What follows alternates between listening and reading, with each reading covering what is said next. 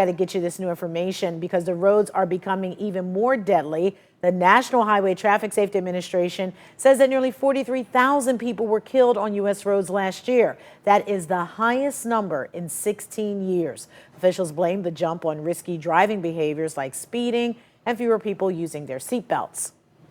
And we are seeing more traffic deaths in Ohio, too, with the most reported last year since 2002. More than 200 of those involved pedestrians and bicycles. So it's important. And safety on our city streets is an important topic that is getting more attention. And now city leaders are making it a top priority. Let's check in with John Rutter. He's live with how City Council is taking more accountability in their role. Good morning, John. Hey, good morning, Danita. Good morning, Katie. Well, back in 2020, Councilman Kerry McCormick introduced an ordinance to focus on complete street designs, requiring streets to be safe, convenient, and comfortable for travel. It was meant to replace old legislation, but never really got any traction. Now, the new mayor in place is kicking his call to action into high gear.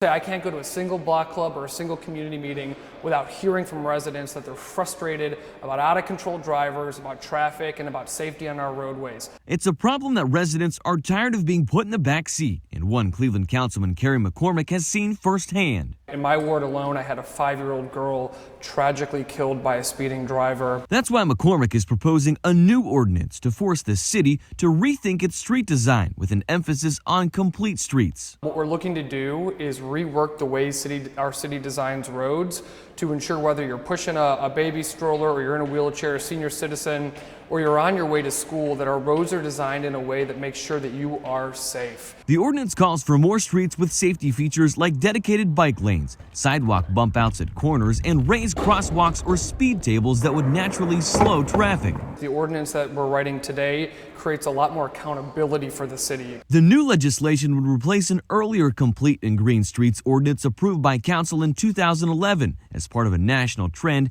giving pedestrians, cyclists, and public transit riders an equal share when it comes to designing streets. Unfortunately, the previous administration did not do a lot to follow the ordinance, which is a big part of the reason why we have to update it and make it stronger, so that regardless of who the city council is or who the mayor is, we're following these key principles that our community cares about. Since 2017, there have been more than 13,000 pedestrian-related crashes in the state of Ohio, more than 6,000 of those accidents involving bicyclists.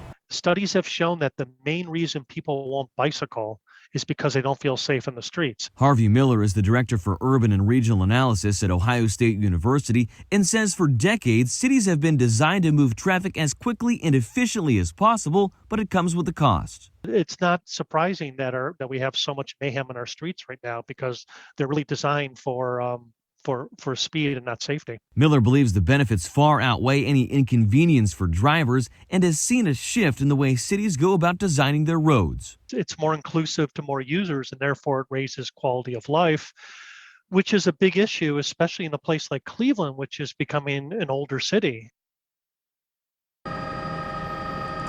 Mayor Bibb has expressed his support for the policy, and it fits into the city's Vision Zero task force, which takes aim at having zero traffic deaths in the city of Cleveland. The updated complete and green ordinance takes its first step today, as it will be going before a council committee this morning. Katie, Tanita.